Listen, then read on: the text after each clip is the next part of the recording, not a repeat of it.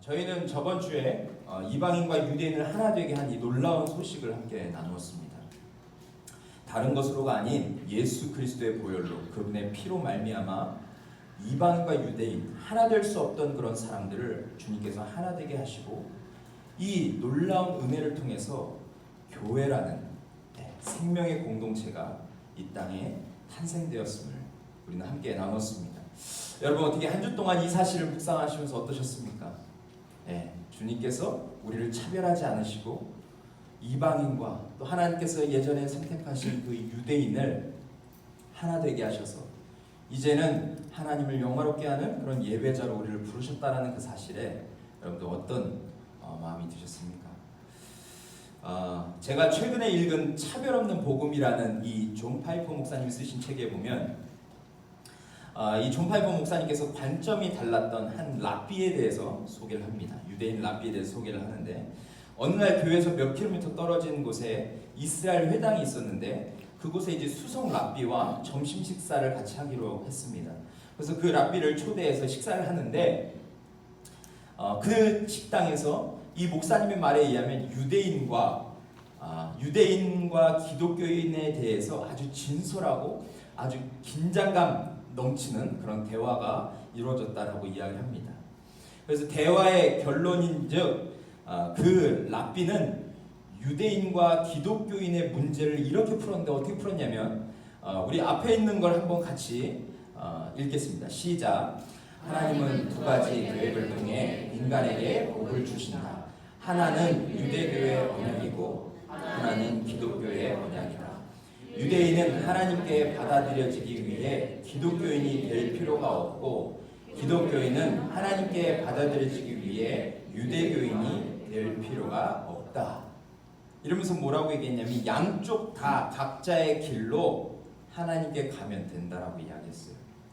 양쪽 다 각자의 길로 간다는 것은 뭐냐면 유대인은 예수님 없이 기독교인은 예수님을 통해 각자 하나님께 가면 된다. 이렇게 이야기를 했다고 합니다. 그런데 과연 여러분 진짜 그럴까요? 과연 그렇습니까? 우리는 저번 주에 성경이 무엇을 말하고 있는지 하나님이 우리에게 무엇을 말씀하고 있는지를 나눴습니다. 핵심은 무엇입니까? 우리 에베소 2장 13절 보시면 이제는 전에 멀리 있던 너희가 여기서 멀리 있던 너희는 이방인을 말합니다.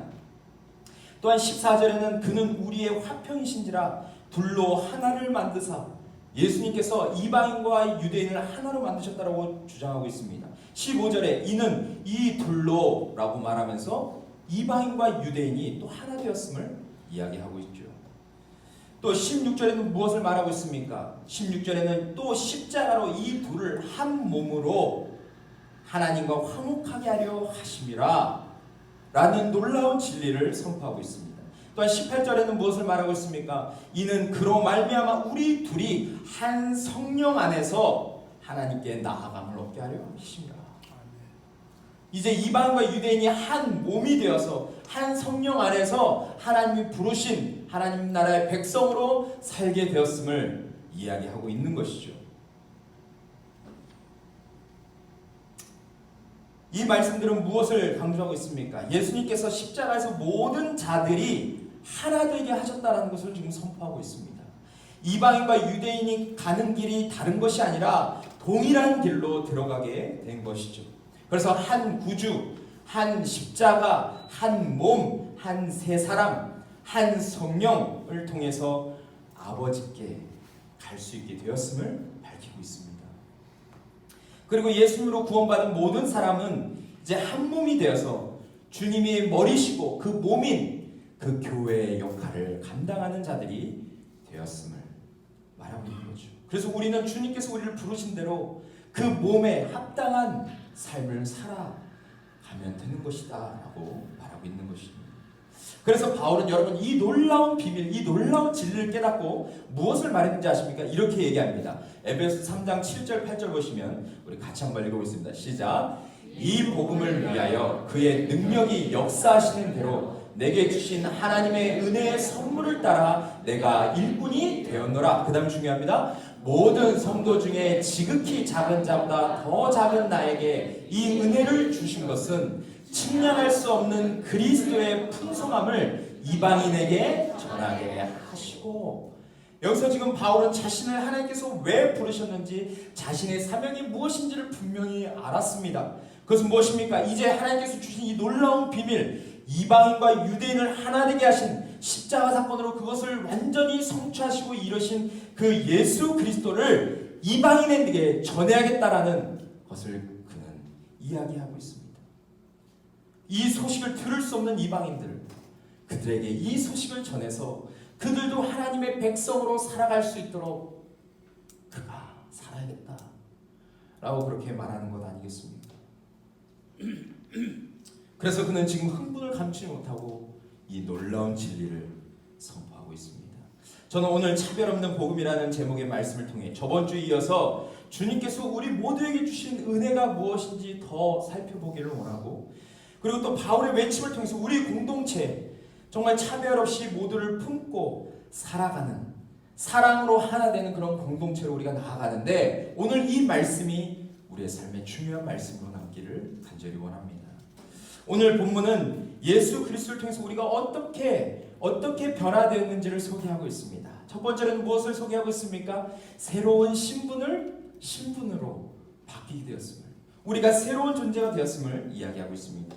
우리 19절 보시면 19절에 무엇을 이야기하고 있습니까? 그러므로 이제부터 너희는 외인도 아니요 나그네도 아니요 오직 성도들과 동일한 시민이요 하나님의 권속이라 라고 말합니다. 여기서는 두 개의 부정문과 두 개의 긍정문이 나옵니다. 첫 번째는 무엇입니까? 첫 번째 나오는 부정문은 이방인들은 더 이상 외인이 아니고, 두 번째는 나그네도 아니다. 이렇게 두 번의 부정문을 사용해서 이제 이방인들에게 미친 그 하나님의 놀라운 축복이 무엇인지를 강조하고 있습니다.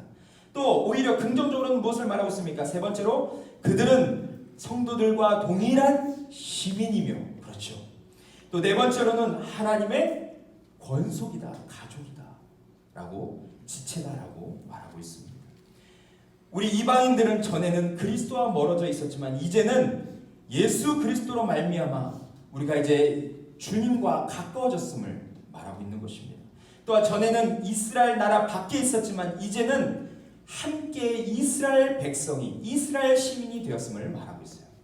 또 전에는 약속의 언약들에는 외인이었지만 이제는 그 약속에 함께 참여한 자, 그 하나님께서 말씀하신 그 약속을 받고 그 약속을 통해서 영원한 소망을 누리며 살아갈 수 있는 자로 우리가 바뀌게 되었음을 말하고 있습니다. 또한 전에는 세상에서 하나님도 없는 자였지만 지금은 하나님의 가족의 일원이 되었음을 선포하고 있어요. 어떻게 가능했습니까? 이 놀라운 변화, 이 놀라운 신분의 변화가 어떻게 가능했습니까? 그것은 바로 예수 그리스도의 피로, 그분의 희생으로, 십자가의 능력으로 가능하게 되었음을 말하고 있습니다. 그래서 여러분, 바울은 에베소서 4장에 보시면 그는 계속해서 이러한 것을 말하고 있습니다. 우리 같이 한번 읽겠습니다. 시작. 몸이 하나요 성령도 한 분이시니 이와 같이 너희가 부르심을 한 소망 안에서 부르심을 받았느니라. 주도 한 분이시요 믿음도 하나요 침례도 하나요 하나님도 한 분이시니 곧 만유의 아버지시라. 만유 위에 계시고 만유를 통일하시고 만유 가운데 계시도다. 아멘. 이것이 바로 유대인과 이방인에게 주어진 비밀 아니겠습니까? 여기서 계속 강조하고 있는 것은 무엇입니까? 하나라는 것. 우리가 믿는 것도 하나고 하나님도 한 분이시고 우리가 받은 침례도 하나고 이 모든 믿음도 하나고 하나라는 것을 지금 강조하고 있습니다. 또한 에베소서 3장 4절부터 6절에는 무엇을 지금 이야기하고 있습니까? 여기에서는 이 비밀이 무엇인지를 말하고 있습니다. 우리 같이 한번 읽겠습니다. 시작. 그것을 읽으면 내가 그리스도의 비밀을 깨달은 것을 너희가 알 수 있으리라. 이제 그의 거룩한 사도들과 선지자들에게 성령으로 나타내신 것 같이 다른 세대에서는 사람의 아들들에게 알리지 아니하셨으니 이는 이방인들이 복음으로 말미암아 그리스도 예수 안에서 함께 상속자가 되고 함께 지체가 되고 함께 약속에 참여하는 자가 됨이라. 아멘. 여러분, 십자가의 능력을 통해서 우리에게 주신 그 놀라운 비밀이 무엇인지 아시겠습니까? 또한 그 주님께서 십자가 달려 죽으실 때 교회를 향한 그 주님의 그 간절한 소망, 그것이 무엇인지 이제 아시겠습니까? 모든 사람을 차별하지 않고 이제 생명의 공동체에서 모두가 하나 되는 이 놀라운 비밀을 주님께서 우리에게 허락하셨다는 것을 말하고 있습니다. 그래서 우리는 이제 하늘 아버지를 모두가 아버지라 부르는 존재로 바뀌게 되었고, 또 예수 그리스도 안에서 이러한 축복을 누릴 수 있게 된 것입니다. 여러분, 이 사실을 여러분 어떻게 받아들이고 계십니까? 전혀 받을 수 없었고 누릴 수 없는 우리에게 주신 이 놀라운 은혜에 여러분 정말 감사하며 살고 계십니까? 그리고 정말 하나님의 자녀로서 이 세상을 살아가고 계십니까? 주님께서 부어주신 그 풍성한 은혜를 여러분 날마다 여러분 누리고 계십니까? 또한 아버지께 기도함으로 응답해 주시는 그 기적을 매일매일 경험하면서 여러분 그러한 축복 가운데 우리가 살고 있습니까? 창기였던 우리를 신부로 맞이해 주시고 고아였던 우리를 아들로 인도하신 그 사랑의 하나님께 여러분 정말 감사하는 마음이 있으십니까? 우리 안에 그러한 감동과 기쁨과 그러한 능력이 우리 안에도 정말 차고 넘치느냐 라는 것입니다. 바로 오늘 이 놀라운 진리를 선포하고 있습니다. 우리는 이미 새로운 존재가 되었다. 새로운 피조물이 되었다. 그러므로 이제 우리는 어떠한 삶을 살아야 됩니까? 예수님께서 우리를 대신해서 우리의 모든 죄의 옷을 예수님께서 짊어지시고 그 옷을 입고 십자가에서 죽으셨습니다. 그리고 우리에게 무엇을 주셨습니까? 예수님이 입으셨던 그 의의 옷, 거룩한 깨끗한 옷을 우리에게 입히셔서 이제 우리에게 무엇을 말씀하십니까? 너는 이제 예수님 짤이야. 너는 이제 연봉 1억짜리가 아니라, 너는 연봉 5천만 원짜리가 아니라, 너는 세상에서 추구하는 그러한 존재가 아니라 너는 내 옷으로 새롭게 된 예수님 짤이야. 주님께서 그렇게 말씀하시죠. 그러면서 우리에게 요구하시는 것이 무엇입니까? 이제 네가 예수님 짤이가 되었으니까 이제 내가 살기를 원했던 그 삶을 너희가 살아다오. 그 삶을, 그 의롭고 거룩하고 하나님과 하나 되는 그 영광의 삶을 우리 보고 살라고 주님이 말씀하셨다는 것입니다. 그래서 우리는 그 주님으로 말미암아 이제 예수 생명을 받고 그 능력으로 위대한 삶, 이전과는 완전히 다른 삶을 살 수 있게 되었음을 바울은 선포하고 있습니다. 두 번째는 무엇을 말하고 있습니까? 바울은 모퉁이 돌 예수 그리스도에 대해서 이야기를 하고 있습니다. 오늘 20절과 21절은 그것을 말하고 있는데 우리 20절 다시 한번 같이 읽어보겠습니다. 시작! 너희는 사도들과 선지자들의 터 위에 세우심을 입은 자라 그리스도 예수께서 친히 모퉁이 돌이 되셨느니라. 아멘. 그렇습니다. 여기에서 바울은 교회가 어떻게 세워졌는지에 대해서 다루고 있습니다. 두 가지를 이야기하고 있는데, 먼저 교회는 생명의 공동체는 사도들과 선지자들이 전한 터, 그 말씀 위에 세워졌음을 밝히고 있습니다. 그 어떠한 힘과 권력 그리고 세상의 지혜가 흔들 수 없는 말씀, 그 말씀 위에 서 있다고 말하면서 우리의 정체성을 분명히 하고 있습니다. 특별히 신약의 사도들, 구약의 선지자들을 말하는 것은 확실한 증인들이 있었음을 지금 가리키고 있는 것이죠. 그래서 그 진리 위에, 그 증인들이 말한 그 진리 위에, 그 말씀 위에 교회가 세워졌기 때문에 교회가 얼마나 중요한지에 대해서 이야기를 하고 있습니다. 그래서 여러분, 건강한 교회는, 살아있는 교회는, 하나님이 역사하시는 교회는 성도들이 성경을 사랑하고 그 말씀대로 살아가려고 하는 공동체입니다. 날마다 하나님의 말씀으로 우리가 갈 길을 정하고, 그렇죠, 또 그 말씀과 씨름하며 순종하는 과정이 있는 공동체, 또한 말씀으로 살았을 때 하나님께서 주시는 그 감격과 기쁨을 매일매일의 삶 가운데 누리는 공동체, 이러한 공동체가 주님이 기뻐하시는 건강한 공동체다라는 것입니다. 이러한 삶을 사는 공동체를 여러분 잘 보십시오. 그러한 삶을 살아가는 사람들은, 그러한 삶을 살아가는 성도들은 날마다 주님을 더 닮아갑니다. 날마다 그들의 삶 가운데 예수 그리스도의 성품이 장착이 되고, 날마다 그의 삶 가운데 똑같은 상황과 똑같은 어려움 가운데서도 그것을 달리 해석하고 달리 반응하는 삶을 살게 된다는 것입니다. 왜냐하면 그들의 마음속에 하나님의 말씀으로 늘 가득 채우기 때문에 그렇습니다. 그래서 여러분, 시편에 보면 119편 105절에 보면 주의 말씀은 내 발의 등이요 내 길의 빛이니이다 라고 고백합니다. 주의 말씀이 내가 살아갈 때 내가 어디로 가야 되는지, 또 내가 어둠 가운데서 방황할 때, 신음할 때 내가 어디로 나아가야 되는지를 보여주시는 유일한 빛이 된다라고 그렇게 말하는 건 아니겠습니까?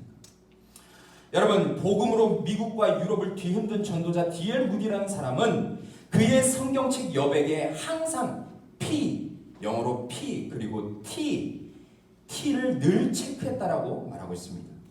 누군가 그래서 그것을 물어봤습니다. 아니, 무디 선생님, 목사님, 왜 성경책에 P와 T, 이것을 T와 P를 이렇게 적어 놓았습니까? 빽빽히 적어 놓았습니까?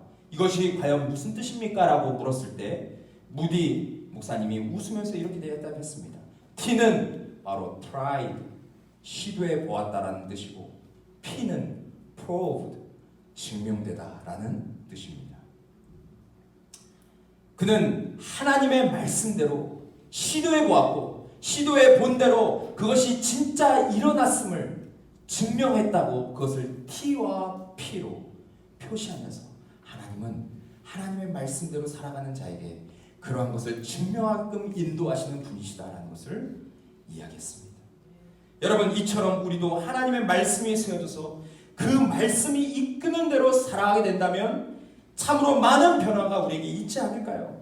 우리가 하나님의 생명의 말씀, 진리의 말씀이라고 말은 하면서 그 말씀을 우리가 생명처럼 가까이 하지 않아서 그렇지, 그 말씀을 가까이 하며 살아갈 때 하나님은 그 진리의 말씀 위에 우리가 서 있게 하시고, 그래서 여러 가지 상황과 환경 속에서도 그것을 넉넉히 이길 수 있는 능력 있는 그리스도인으로 우리를 이끌어 가신다는 것입니다. 또 다른 터는 무엇입니까? 그것은 바로 모퉁이돌이 되시는 예수님을 말하고 있습니다. 예수님은 모퉁이돌이라고 표현하고 있습니다. 그것은 무슨 뜻입니까? 교회의 머리는 예수님이시고 모든 사람은 그 머리의 안내를 따라 살아가는 몸임을 말하는 것이죠. 여러분, 모퉁이돌, 건물에서도 기준이 되는 모퉁이돌은 굉장히 중요합니다. 그렇죠. 그 모퉁이돌이 어떤 자리에 위치하고 있느냐에 따라서 그 건물이 어떤지를 말할 수 있는 것이죠. 또한 모퉁이돌이 제대로 서 있어야 양쪽으로 벽이 제대로 모양을 갖추고 세워질 수 있습니다. 이처럼 예수님이 모퉁이돌이 되셨다는 것은 유대인과 이방인뿐만 아니라 이 땅을 살아가는 모든 성도들을 연결하는 핵심 요소가 바로 예수 그리스도가 되심을 말하고 있습니다. 그렇기 때문에 예수님 없이 교회가 세워진다, 교회가 성장한다, 또한 성도들이 한 몸을 이루고 그 안에서 기쁨을 누린다, 이것은 다 새빨간 거짓말인 것입니다. 여러분, 이 당시에 유대인과 이방인 사이의 그 간극은 작거나 단순하거나 얄팍하지 않았습니다. 그 간극이 엄청나게 컸습니다. 그 갭이 엄청나게 컸다는 것이죠. 먼저 종교적인 간극이 있었는데, 유대인들은 유일하신 하나님을 알았고, 또 유대인 중에서도 크리스천들은 그분의 아들이신 메시아가 예수님이라는 것을 알았습니다. 그러나 이방인들은 종교적으로 완전히 외인이었음을 말하고 있죠. 또한 그들은 하나님을 모르는 이교도였을 뿐입니다. 이방인이었을 뿐입니다. 또한 문자적으로, 사회적으로 간극도 있었는데, 어떤 거냐면 이 유대인들은 할례, 음식 규정, 정결함의 기준, 거룩한 절기 등을 지키면서 이러한 의식과 관습이 있어서 그들은 늘 하나님 앞에서 거룩한 백성으로 살아내려고 했다는 것입니다. 그러나 이방인들은 이런 것을 하지도 않았습니다. 또한 인종적 간극도 있는데, 유대인의 혈통은 우리가 잘 아는 믿음의 그 조상 에서가 아니라 야곱으로부터 시작되었고, 또 이스마엘이 아니라 누구에게 시작됐습니까? 이삭, 그렇죠. 이삭으로부터 시작됐습니다. 또한 다른 조상들이 아니라 아브라함에게로 거슬러 올라가게 되는 것을 보게 됩니다. 이러한 혈통이 굉장히 중요했죠. 그래서 신약에도 보면 그 예수 그리스도가 어떻게 이 땅에 오셨냐? 아브라함의 후손으로 오셨다라고 말하지 않습니까? 또 다윗의 후손으로 오셨다라고 이렇게 이야기를 합니다. 그러나 여러분, 이방인은 이 유대인들이 말하는 이런 것을 하나도 누릴 수 있는 기회조차 없었습니다. 그러니까 이러한 간극을 봤을 때 유대인들이 이방인을 수용하고 받아들인다는 것은 굉장히 힘든 문제라는 것입니다. 그렇죠? 그리고 같은 신앙, 같은 예수님, 같은 하나님의 자녀라는 말을 받아들이기는 어려웠을 것입니다.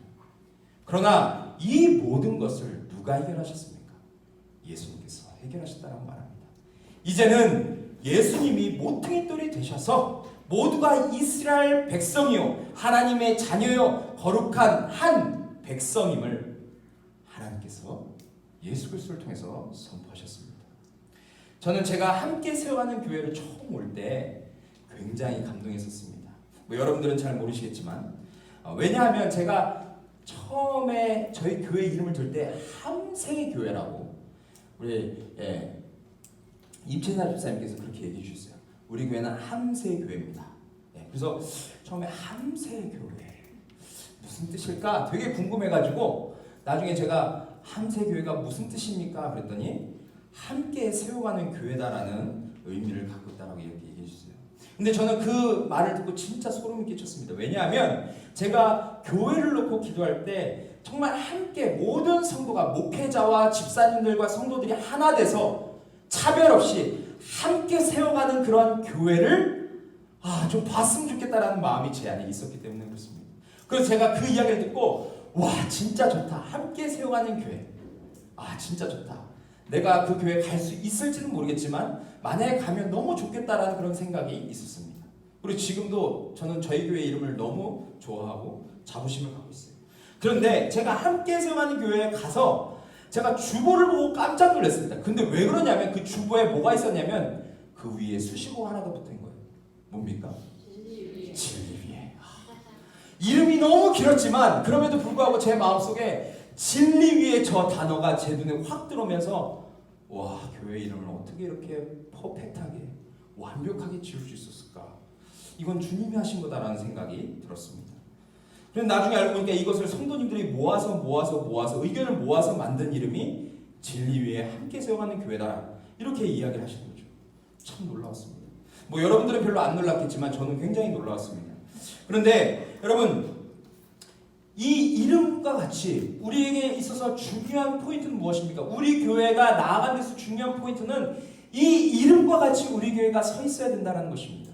진리 위에는 무엇입니까? 바로 진리 대신 예수 그리스도 위에 세워진 교회 아니겠습니까?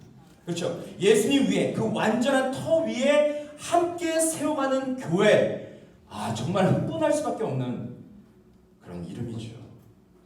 여러분 그러니까 다른 교회도 그렇지만 진리 위에 함께 세워가는 교회는 어떠해야 합니까? 교회는 어떤 모습을 구현해야 됩니까? 어떤 교회로 우리가 나아가야 됩니까? 그것은 늘 선한 목자 되신 예수 그리스도 위에 모든 성도가 세워져서 그 주님이 우리를 이끄시는 대로만 우리가 나아가는 교회가 되어야 될 줄 믿습니다. 그분이 우리를 가장 안전하고 가장 평안하고 가장 기쁨이 충만한 곳으로 인도하실 줄 믿고 확신 가운데 주님과 함께 동행하며 나아가야 되는 교회가 바로 우리 교회가 되어야 될 줄 믿습니다.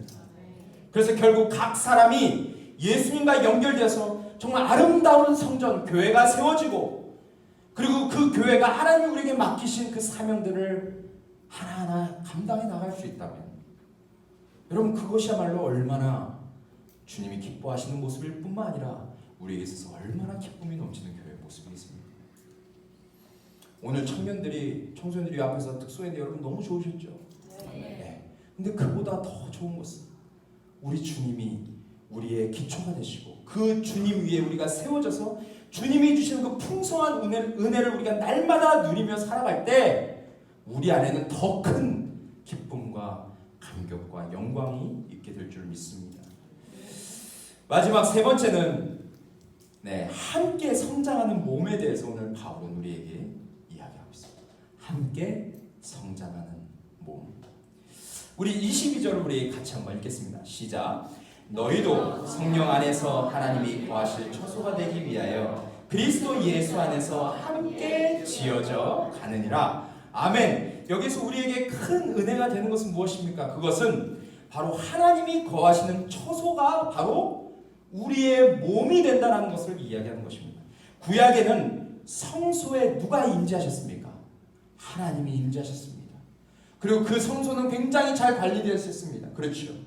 그리고 성소에, 특별히 지성소에, 하나님 계시는 법궤가 있는 그 지성소에는 아무나 들어갈 수 없었습니다. 대제사장만 1년에 한 번 들어갈 수 있었습니다. 그래서 그 지성소는 정말 거룩한 곳이었습니다. 때로 사람들이 용서받지 못할 죄를 지었을 때 그 하나님이 그 지성소에서 대제사장을 쳐서 죽이기도 했습니다. 그렇게 거룩한 곳이 바로 그 지성소였죠. 하나님이 임재하시는 곳이었습니다. 그런데 여러분, 지금 무엇을 말하고 있습니까? 지금 그 하나님께서 우리에게, 우리 몸에 임하신다는 것을 말하고 있어요.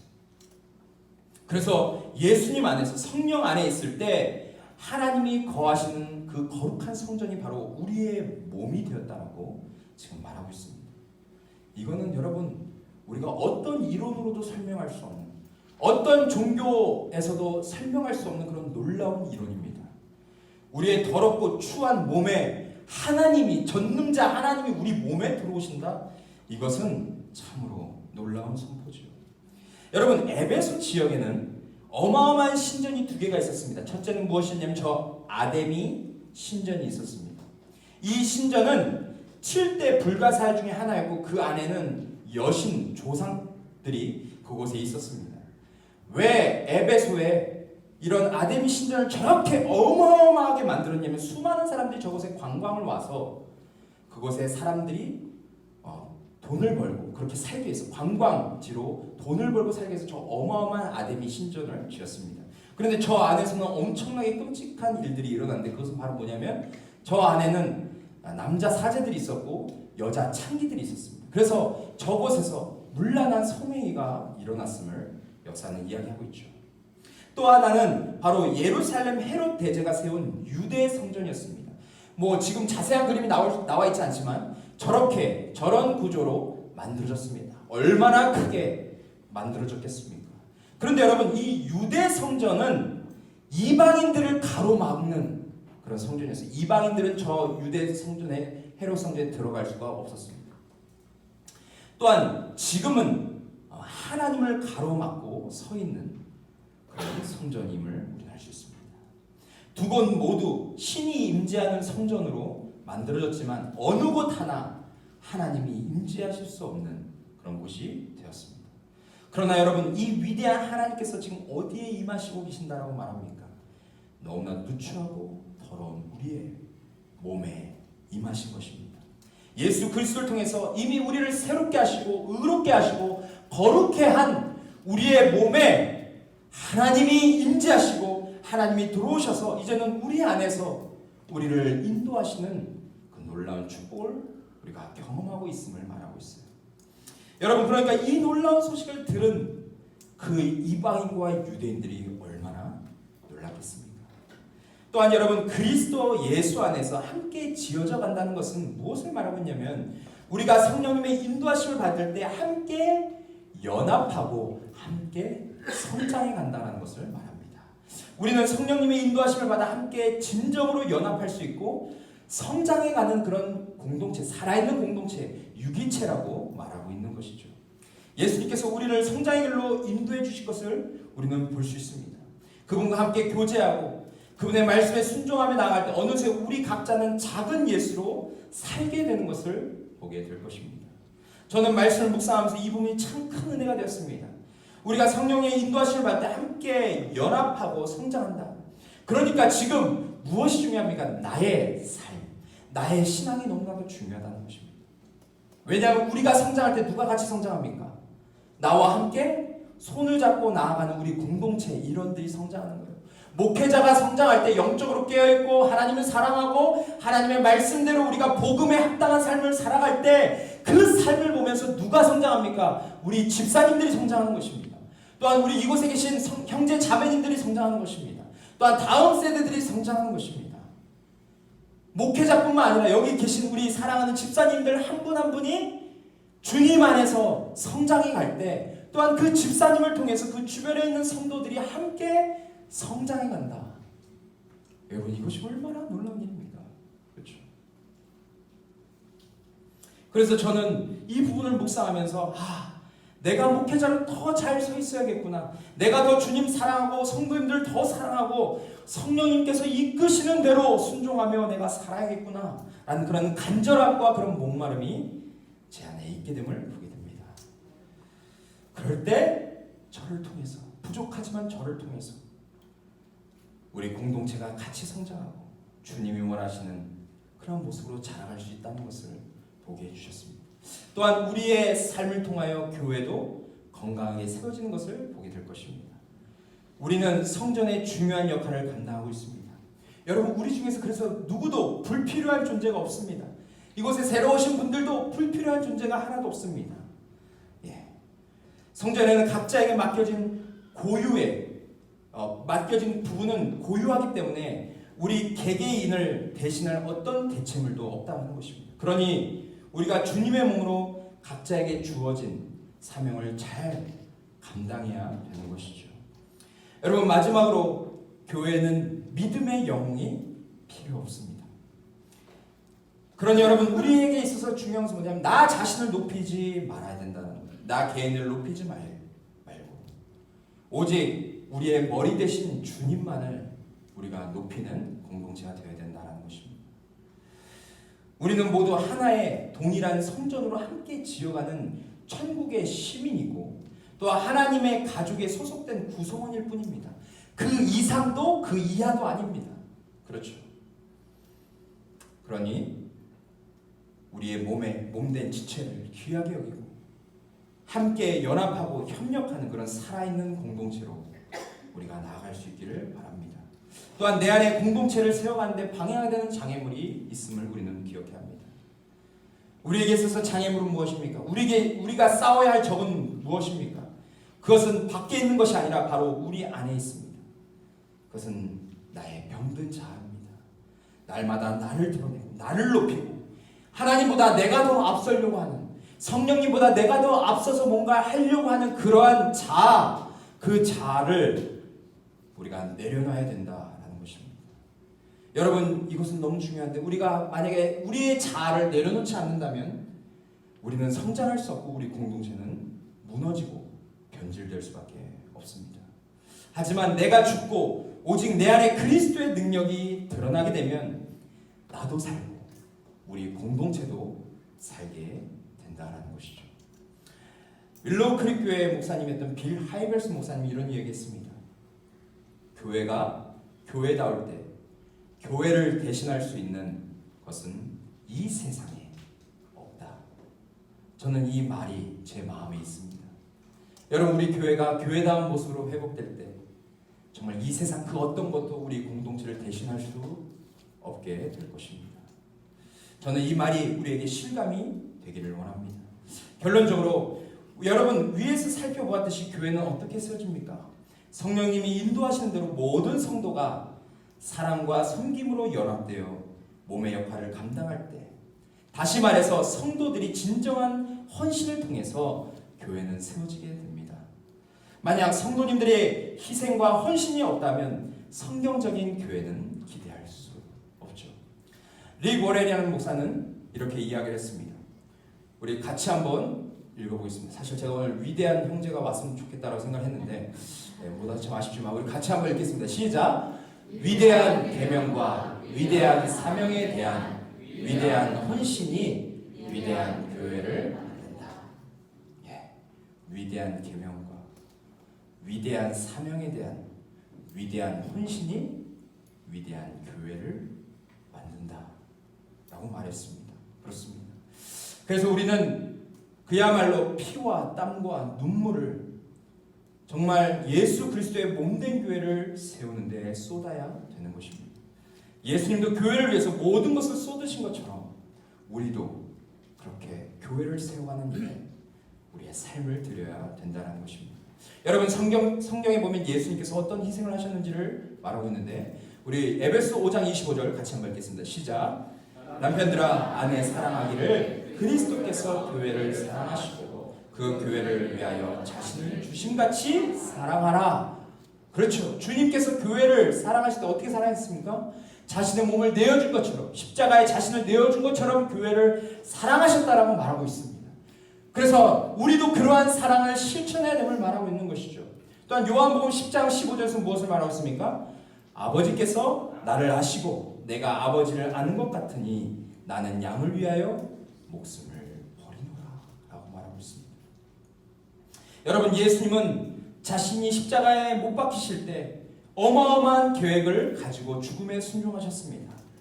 그것은 무엇입니까? 로마서 8장에 보면 분명하게 나와 있는데 우리 같이 한번 32, 33절 같이 읽겠습니다. 시작. 자기 아들을 아끼지 아니하시고 우리 모든 사람을 위하여 내주신 이가 어찌 그 아들과 함께 모든 것을 우리에게 주시지 아니하겠느냐? 누가 능히 하나님께서 택하신 자들을 고발하리요? 의롭다 하신 이는 하나님이시니. 아멘. 이것이 바로 오늘 설교의 결론이 될 줄 믿습니다. 주님이 이 완전한 대가를 지불하셨어요. 자신의 몸을 십자가에 내어주셨습니다. 그러면서 주님은 교회를 이 땅에 탄생케 하셨습니다. 그런데 누가 이 진리를 거부할 수 있겠습니까? 그렇죠. 아무도 이 진리를 거부할 수 없는 것입니다. 그러므로 우리는 이 땅에 교회를 세우신 주님의 뜻을 받들어서 우리 모든 지체가 하나 되어서 차별하지 말고 우리가 하나 되어서 주님이 십자가에서 그리셨던 이 완전한 생명의 공동체를 구현하는 그 일에 우리 각자가 쓰임받을 수 있기를 간절히 원합니다. 정말 주님이 원하시는 그 공동체, 복음에 합당한 공동체를 우리가 이루어가서 정말 하나님을 기쁘시게 해드리는 그런 여러분과 제가 되기를 간절히 소망합니다.